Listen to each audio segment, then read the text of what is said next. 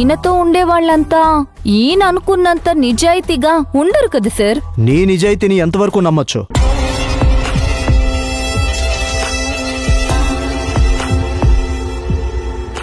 నేను అలాంటి దాన్నే అయితే మీరు చెప్పిన పనులు చేయకుండా ఎప్పుడో బయటపడేదాన్ని. రహస్యంగా పోలీసులకి మీ గురించి సమాచారం ఇచ్చేదాన్ని. ఇప్పుడు మాత్రం ఇవ్వలేదని ఏం నమ్మకం? గుణ, దీన్ని తెగేదాకా లాగొద్దు.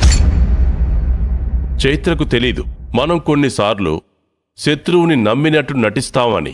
సార్, మీకు నా గురించి చెప్తాను వినండి.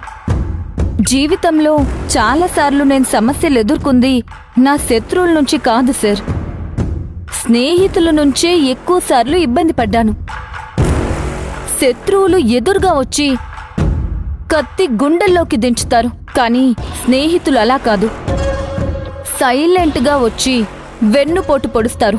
కనీసం అది మనం ఊహించలేం కూడా.